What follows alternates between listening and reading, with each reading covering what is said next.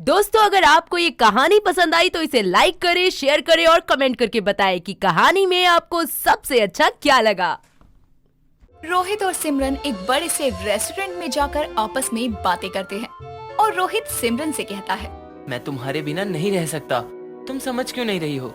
हम सबको सच सच बता देते हैं ना, सब ठीक हो जाएगा। अब कुछ ठीक नहीं होगा। अब तुम्हारी शादी हो चुकी है और वो भी मेरी बहन से। मैं अपनी बहन को धोखा नहीं दे सकती, इसलिए अब हमारे लिए यही अच्छा होगा कि अब हम ना मिले। तुम भी तो मुझसे प्यार करती हो, तो तुम मुझसे बिना मिले कैसे रहोगी? तुम क्या रह सकती हो मुझसे बिना मिले? बोलो अब। जानती हूँ मुश्किल होगा हमारे लिए, लेकिन हमें करना तो होगा ही ना। मेरी बहन ही मेरे लिए सब कुछ है। मम्मी पापा के जाने के बाद दीदी ने ही सब संभाला है, और अब जब वो अपनी जिंदगी जी रही हैं, तो मैं उनके साथ इतना बड़ा धोखा कैसे करूँ? नहीं, ये नहीं हो सकता। हम कुछ भी जानबूझकर नहीं कर रहे हैं। हम तो एक दूसरे से शादी के पहले से ही प्यार करते हैं, और माँ की तबीयत खराब नहीं होती तो मैं शादी करता भी नहीं। तुम शादी करते या नहीं करते, लेकिन अब तो शादी हो गई है ना। अब तुम बस मेरी दीदी से प्यार करना, वो बहुत अच्छी हैं। अच्छा, अब मैं चलती हूँ। लेकिन मेरी पूरी बात तो सुन लो। सिमरन रोहित की बात का जवाब दिए बिना वहाँ से चली जाती है और रोहित भी परेशान होते हुए घर आता है और घर आकर सो जाता है। रोहित अपनी शादी से बिल्कुल भी खुश नहीं था, क्योंकि वो तो सिमरन से प्यार करता था, लेकिन शादी हो जाती है उसकी बड़ी बहन से। तो अब उसे मजबूरी में ही सही, लेकिन शादी को निभाना था। ऐसे ही कई दिन निकलते हैं। कुछ दिनों बाद सिमरन की बड़ी बहन और रोहित की बीवी संगीता रोहित के पास आकर कहती है, सुनिए ना, मैं क्या बोल रही हूँ कि मेरी छोटी बहन सिमरन घर पर अकेले रह रही है। उसका ख्याल रखने के लिए वहाँ कोई भी नहीं है, तो क्यों ना हम उसे यहीं बुला ले। ठीक है, जैसा तुम्हें ठीक लगे बुला लो, लेकिन एक बार उससे पूछ लेना, कहीं उसे यहाँ आने में कोई परेशानी ना हो। इसीलिए एक बार सिमरन से पूछ लेना, ठीक होगा। उससे क्या पूछना है, अब तक वो मेरे साथ ही रही है। जब से मेरी शादी हो गई वो मेरे बिना नहीं रह पा रही होगी। वो तो बल्कि यहाँ आने के लिए और भी ज्यादा खुश हो जाएगी, देख लेना आप। ठीक है, फिर बुला लो। संगीता रोहित से बातें करने के बाद अपने मायके जाती है और वहाँ से सिमरन के लाख मना करने के बाद भी उसका सामान पैक करके उसे अपने साथ ससुराल लाती है। जैसे ही सिमरन अपनी दीदी के ससुराल आती है, उसे देखकर रोहित कहता है, अरे साली साहिबा, आपको यहाँ आने में कोई दिक्कत तो नहीं हुई ना? और आपको यहाँ रहने में कोई परेशानी तो नहीं है? अरे नहीं जीजा जी, भला मुझे अपनी दीदी के साथ रहने में क्या परेशानी होगी? देखा, मैं बोल रही थी ना, सिमरन को यहाँ आने में कोई परेशानी नहीं है। अब वो हमारे साथ यहीं रहेगी। यहाँ रहेगी तो मुझे भी इसकी फिक्र नहीं लगी रहेगी। लेकिन दीदी, कहीं जीजा जी को तो कोई परेशानी नहीं है ना मेरे यहाँ रहने से? अरे नहीं नहीं, मुझे क्यों होगी? ये भी तो तुम्हारा ही घर है। अरे तुम दोनों भी क्या बोले जा रहे हो? मेरे घर छोटी बहन आई है, मेरी छोटी बहन, सौतन बनकर नहीं आई वो। यहाँ किसी को कोई परेशानी नहीं होगी। ये कैसी बात कर रही हो दीदी आप? ऐसा कभी मत बोलना। अरे मैं तो मजाक कर रही हूँ, तू क्यों इतना सीरियस हो गई? चल तू अपने जीजा जी के साथ बैठकर बातें कर, मैं कुछ खाने को बना देती हूँ तुम दोनों के लिए। चलो मैं भी आपकी मदद कर देती हूँ। अरे पहले तो एक काम को हाथ नहीं लगाती थी, मेरी शादी के बाद सीख गई है क्या? मैं बना दूंगी, तो यहाँ आराम से बैठ। संगीता वहाँ से चली जाती है और संगीता के जाने के बाद रोहित सिमरन से कहता है, अब क्या करोगी तुम? तुम्हें तो मुझसे दूर होना था ना। अब तो तुम्हारी बहन ही हम दोनों को और पास ले आई है। मैं यहाँ बस दीदी के बोलने पर ही आई हूँ, तो तुम कुछ भी मत सोचो। तुम बस इतना सोचो कि यहाँ इस घर में तुम अपनी बीवी के साथ ही रहते हो। आसान है क्या तुम्हारे लिए? अब भी देर नहीं हुई है, सब बता देते हैं ना। रोहित बातें करते हुए सिमरन का हाथ पकड़ लेता है और दोनों एक दूसरे का हाथ पकड़कर बातें कर रहे थे कि इतने में संगीता अपने हाथों में खाना लेकर आती है और दोनों को एक दूसरे का हाथ पकड़े देखकर कहती है, ये क्या हो रहा है? आप दोनों ने एक दूसरे का हाथ क्यों पकड़ा हुआ है? कुछ तो नहीं, ये तो बस मैं जीजा जी के साथ पंचा लड़ा रही थी। देख रही थी कि कितनी जान है जीजा जी में। हाँ, और वो जान निकल ही रही थी। आप क्या बोल रहे हैं? कुछ नहीं दी, आप ये सब छोड़ो ना। ये बताओ खाने के लिए क्या लाई हो? तीनों खाना खाने लगते हैं। ऐसा ही कई दिनों तक चलता है। कुछ दिनों बाद संगीता बाजार गई थी और सिमरन घर पर अकेली थी। तभी रोहित सिमरन के पास आकर उसे गले लगाकर कहता है, मुझसे अब नहीं रहा जा रहा है तुम्हारे बिना। मैं और नहीं मान सकता हूँ तुम्हारी बात। मैं आज ही संगीता को सब बता दूंगा। हाँ, मुझे माफ कर दो, मुझसे भी नहीं रहा जा रहा। मुझे लगा कि हम दूर रहेंगे तो सब ठीक हो जाएगा, लेकिन मैं रह ही नहीं पा रही हूँ तुम्हारे बिना। दोनों बहुत कोशिश करते हैं, लेकिन फिर भी एक दूसरे से दूर नहीं हो पाते। दोनों संगीता के घर में होते हुए भी पहले की तरह रहने लगते हैं। ऐसे ही एक दिन रोहित अपने कमरे में था, तभी पीछे से सिमरन जाकर उसे गले लगाती है और दोनों को ऐसे वहाँ संगीता देख लेती है और गुस्से में कहती है, ये सब क्या हो रहा है? और सिमरन तू मेरे कमरे में क्या कर रही है? कुछ भी तो नहीं, मैं तो यहाँ आपसे ही मिलने आई थी, लेकिन मेरा पैर फिसल गया और मुझे गिरते गिरते रोहित ने बचा लिया। ये तू अपने जीजा जी को नाम से क्यों बुला रही है? थोड़ा तो शर्म कर। सॉरी दीदी, गलती से निकल गया। अरे तुम भी क्यों खामखा गुस्सा कर रही हो? बोल तो रही है गिरी थी तो मैंने बचा लिया, अब बात यहीं खत्म करो ना।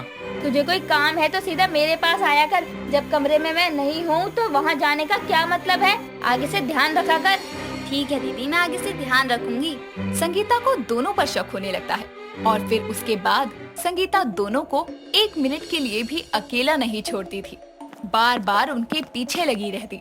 ये सब देखकर सिमरन रोहित को चुपके से अपने कमरे में बुलाती है और कहती है, ये क्या है? दीदी को परेशानी ना हो इसलिए मैं इतना सोच रही थी, और दीदी को देखो जब देखो पीछे पीछे लगी रहती हैं। हाँ तो क्या हुआ? तुम उसकी वजह से ही आज घर में हो, वरना वो तो तुम्हें घर बुलाती नहीं तो हम दोनों साथ भी नहीं होते। साथ हैं, लेकिन साथ रहने कहाँ दे रही है? जब देखो तब बीच में कबाब में हड्डी बनकर आ ही जाती हैं। तुम रोहित कुछ बोलोगे या नहीं? दोनों की बातें बाहर खड़ी संगीता सुन लेती है और अंदर आकर कहती है, तुम दोनों को शर्म नहीं आई मेरी नाक के नीचे ये सब करते हुए? रोहित जी, आप तो थोड़ा सोच लेते, मेरी छोटी बहन को ही मेरी सौतन बना रहे हो। सोचना क्या है, हम दोनों एक दूसरे को बहुत पहले से ही प्यार करते हैं। वो तो तुम्हारी शादी हो गई इसलिए, वरना आज मैं होती उनकी जगह। लेकिन अब तो मैं हूँ ना, तो अब ये सब क्यों कर रहे हो? और अगर ऐसा ही है तो मुझे पहले बता देते, कम से कम मेरी जिंदगी तो बच जाती। देखो संगीता, हम नहीं चाहते थे तुम्हें कुछ भी ऐसे पता चले, लेकिन अब पता ही चल गया है तो समझ लो यही सब सच है। और अब सिमरन यही हमारे साथ इसी घर में रहेगी।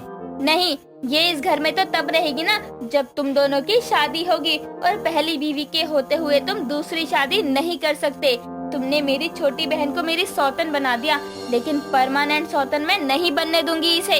ठीक है, हम अभी जाकर शादी कर लेते हैं, देखती हूँ मैं आप क्या कर लोगी। मैं पुलिस में कंप्लेन कर दूंगी, तुम साथ में रहने की जगह पुलिस लॉकअप में रहोगे। अब आगे तुम्हारी मर्जी है। नहीं, मुझे लॉकअप में नहीं रहना है, मुझे मेरा घर बहुत प्यारा है। और संगीता तुम माफ कर दो, मैं भटक गया था। आखिर मेरी माँ की तुम ही पसंद हो और मैं तुम्हारे साथ ही रहना चाहता हूँ। ये तुम क्या बोल रहे हो? मैं सही बोल रहा हूँ, एक दूसरे के चक्कर में हमने बहुत कुछ खराब कर दिया है, लेकिन अब सब ठीक करना चाहता हूँ मैं। संगीता मुझे एक मौका दे दो।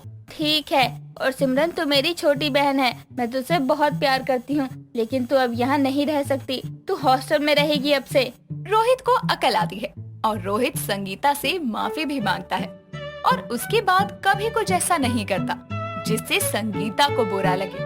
और सिमरन को भी हॉस्टल में अपनी नई जिंदगी की शुरुआत करनी पड़ती है। युग के घर के चारों तरफ सैकड़ों लोगों की भीड़ इकट्ठा होकर दिल्ली से आई गोरजा का तमाशा देखकर एक दूसरे से खुसर पुसर कर रही थी। तभी युग बोलता है, गोरजा बस, अब और कितना मजाक बनाओगी मेरा? देखो सब कैसे हंस रहे हैं मुझ पर। मैंने तुम्हारी बुरी हरकतों के कारण छोड़ा था तुम्हें। आई डोंट केयर, बनने दो तुम्हारा मजाक, मुझे कोई फर्क नहीं पड़ रहा। तुमने क्या सोचा कि तुम मेरे इमोशंस के साथ खिलवाड़ करके इलाहाबाद में छुपकर बैठ जाओगे और मैं तुम्हें ढूंढ भी नहीं सकूंगी? भूल गए क्या, भारत की राजधानी दिल्ली की रहने वाली हूँ मैं। पताल में भी होते ना तो वहाँ से भी खोज निकालती तुम्हें। गलती हो गई, बहुत बड़ी भूल कर दी मैंने, सॉरी। आखिर युग किस भूल की बात कर रहा है? कौन है ये गोरजा? आइए जानने के लिए इस कहानी में कुछ महीने पीछे चलते हैं। युग इलाहाबाद में रहने वाला एक लड़का था, तो वहीं दूसरी तरफ गोरजा दिल्ली शहर में रहने वाली लड़की थी। एक दिन युग अपने बचपन के दोस्त राजीव से फोन पर बात करते हुए बोलता है, कैसा है मेरे भाई? एकदम मस्त, तू बता साले कैसा है? कुछ नहीं, बस बोर हो रहा हूँ यार अकेले। इलाहाबाद में तो इतनी सारी घूमने फिरने की जगह है, फिर भी तू बोर क्यों हो रहा है साले? कहीं घूम आ। अबे मजे मत ले, कोई भी जगह खास नहीं, सब जगह बस धार्मिक है। इस उम्र तक ना कोई गर्लफ्रेंड है और ना ही कोई लड़की दिख रही है। वैसे राजीव, दिल्ली शहर में तो तू रोज आंखें सेकता होगा ना? अबे पागल है क्या? मुझे मेरी जॉब से ही फुर्सत नहीं और होती भी तो भी मरना है क्या दिल्ली की लड़कियों से पंगा लेकर। दिल्ली की लड़कियां खूंखार बिल्ली से भी खतरनाक हैं और दिमाग से इतनी तेज कि कोई इनका मुकाबला नहीं कर सकता। अच्छा जी, अब तो मैं भी देखना चाहता हूँ कि आखिर दिल्ली की लड़कियों में ऐसी क्या बात है। आजा फिर, वैसे भी इतने बड़े से फ्लैट में मैं अकेले रहता हूँ, तो कुछ दिन तक साथ रहेगा तो मुझे भी अच्छा लगेगा। चल फिर आता हूँ मैं।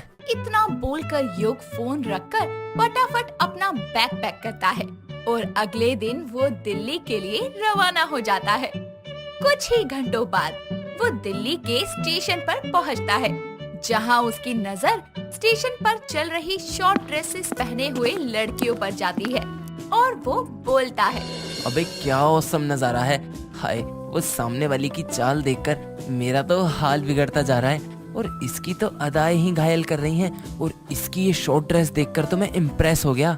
युग ये कह ही रहा था कि पीछे से उसका दोस्त राजीव उसे मारते हुए बोलता है, अबे साले आते ही शुरू हो गया, पिटकर मानेगा क्या? क्या देख रहा है ऐसे आंखें फाड़कर?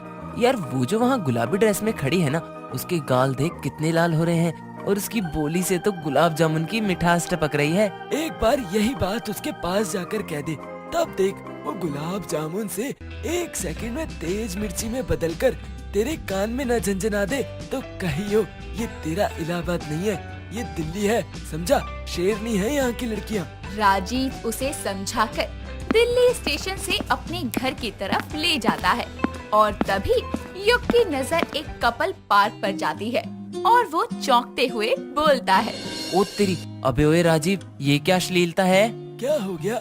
ओ ये, अबे दिल्ली में इसे अश्लीलता नहीं प्यार कहते हैं। ऐसे खुल्लम खुल्ला।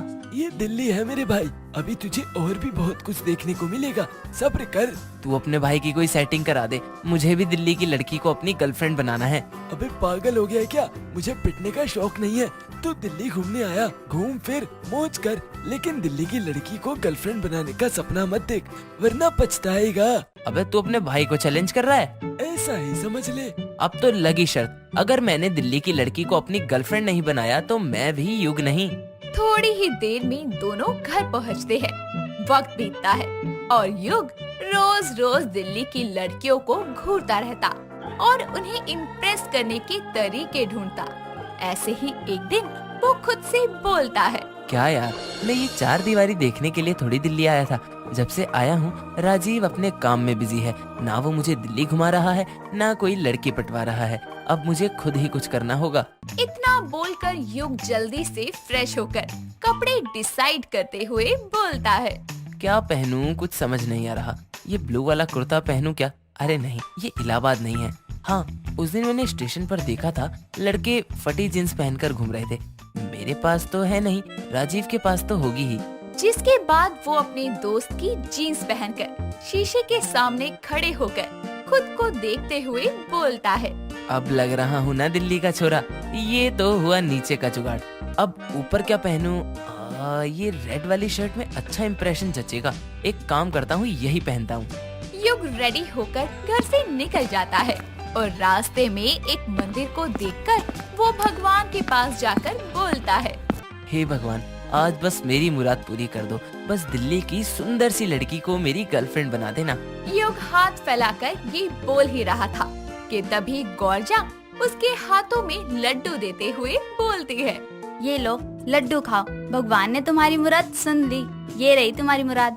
गौरजा की मधुर आवाज सुनकर युग के दिल के तार बजने शुरू हो जाते हैं और दोनों मंदिर में खड़े होकर अपनी आँखों को चार कर लेते हैं और गौरजा बोलती है, तो क्या इरादा है? जी वो मैं क्या आप मुझसे दोस्ती करेंगी? दोस्ती वोस्ती मेरी समझ से बाहर है, गर्लफ्रेंड बनाना है तो बताओ। अबे ये तो सामने से ऑफर दे रही है, मेरी तो निकल पड़ी। शादी की बात भी कर लूं क्या? ओए, किसके ख्यालों में खो गए? मैं तुम्हें अपनी गर्लफ्रेंड बनाना चाहता हूँ। चलो फिर मुझे शॉपिंग करनी है। अब तुम मेरे बॉयफ्रेंड हो तो नखरे भी तो तुम ही उठाओगे। युग बिना इनकार किए उसे शॉपिंग मॉल लेकर जाता है, जहां गौरजा अनलिमिटेड शॉपिंग करती है। ऐसे ही वक्त बीतता है और दोनों में काफी करीबियां बढ़ने लगती है। एक रोज दोनों कॉफी शॉप में बैठे कॉफी पी रहे होते हैं और गोरजा के फोन पर अक्की नाम के लड़के का कॉल आता है और वो फोन पर बोलती है। Hi darling, sorry for today. वो आज मुझे हेडेक हो रहा है इसलिए आ नहीं पाऊंगी। Okay bye, I love you. Gorja के मुंह से ये शब्द सुनकर युग की आंखें फटी की फटी रह जाती हैं और वो बोलता है। कौन था फोन पर? और ये तुम उसे आई लव यू क्यों बोल रही थी? बॉयफ्रेंड था। तो मैं कौन हूँ? तुम परमानेंट हो, ये तो हैवी टाइम पास था। ओह, और कितने हैं ऐसे?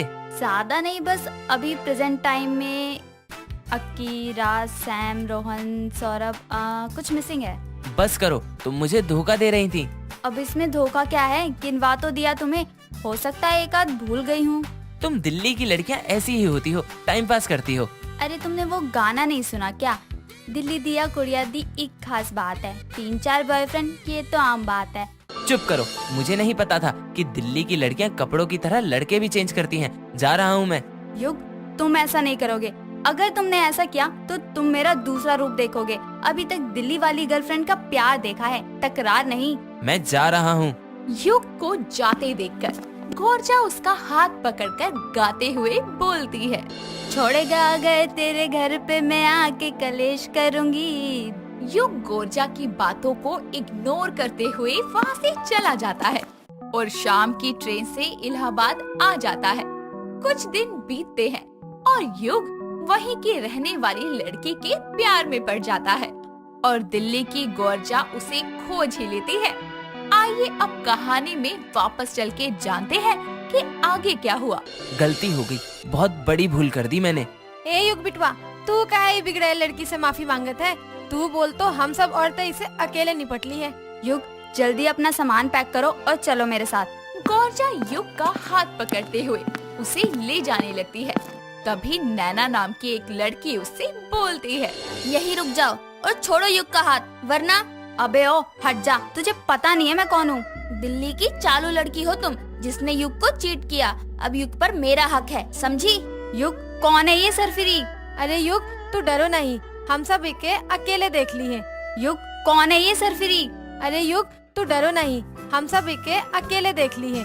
मोहल्ले वालों के सपोर्ट को देखकर युग सबके सामने नैना का हाथ पकड़ते हुए बोलता है। हाँ बिल्कुल, वो क्या है ना, मुझे दिल्ली वाली गर्लफ्रेंड रास नहीं आई, इसीलिए अब तुम यहाँ से चली जाओ। और हाँ, मन करे तो मेरी शादी में आ जाना। अगले महीने मैं नैना को अपनी गर्लफ्रेंड से वाइफ बनाने वाला हूँ। तुम्हारी शादी से पहले मैं शादी करूंगी, वो भी युग नाम के लड़के से ही।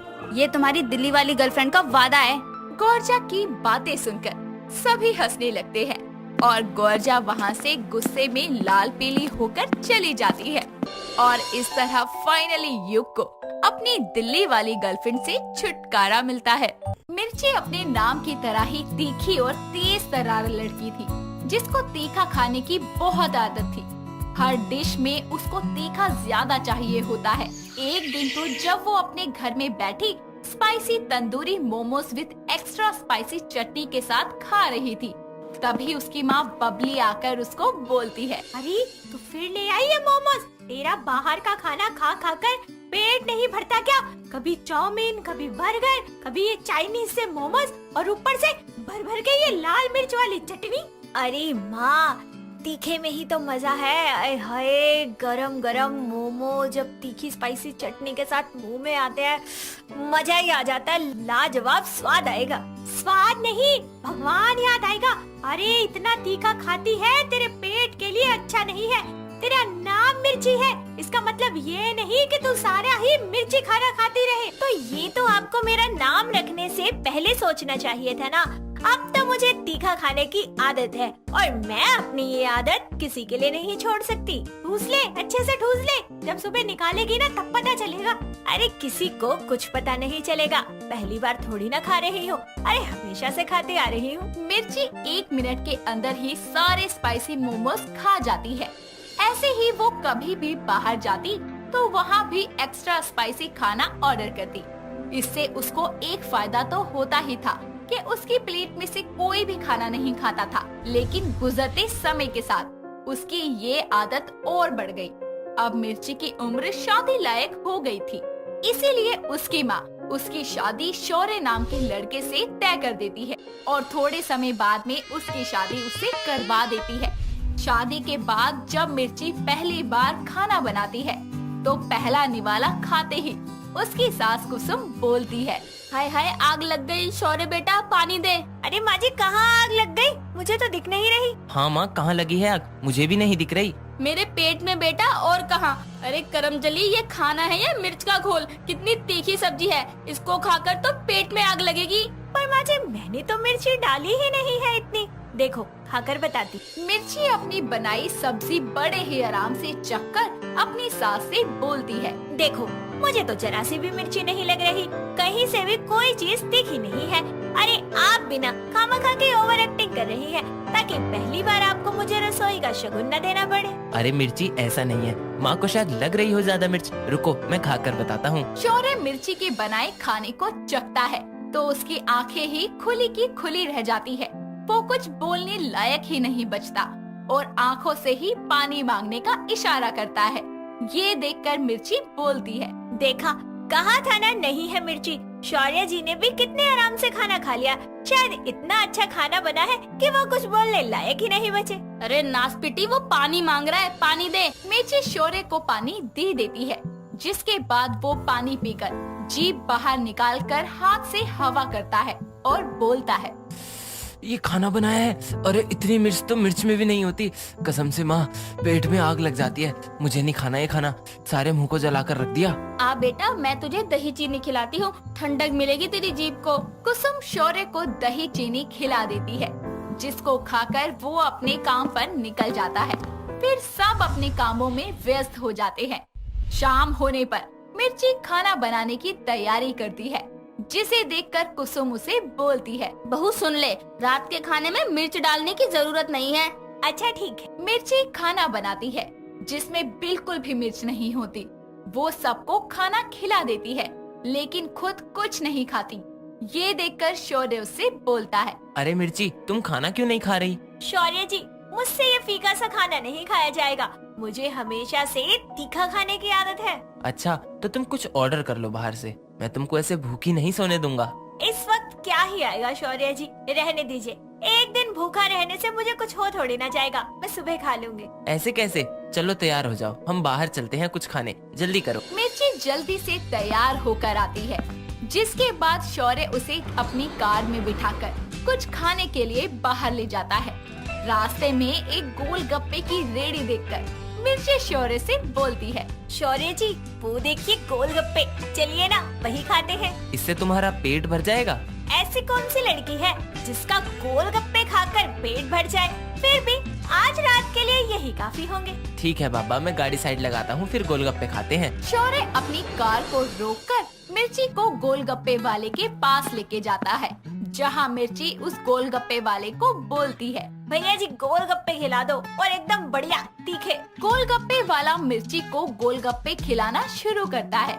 वो एक गोलगप्पा खाती है और उस भैया से बोलती है, अरे भैया तीखा बहुत कम है, थोड़ा और लगाओ। ठीक है बहन जी। गोलगप्पे वाला उसे और तीखा गोलगप्पा खिलाता है, लेकिन वो फिर भी उससे बोलती है, अरे भैया तीखे की कमी है क्या आपके पास? तीखा बनाने को क्या है, समझ नहीं आता क्या? आपकी मिर्ची में दम ही नहीं है। अरे भैया, आप एक गोलगप्पा मुझे खिलाओ, मैं बताता हूँ तीखा है या नहीं। गोलगप्पे वाला दोनों को और तीखा गोलगप्पा देता है, जिसको खाकर शौर्य की आंखों से आंसू आने लगते हैं और वो एक खाकर ही बोलता है, मिर्ची कितना तीखा है, फिर भी तुमको और तीखा खाना है। हे भगवान, भैया एक मीठी चटनी से गोलगप्पा दो जल्दी।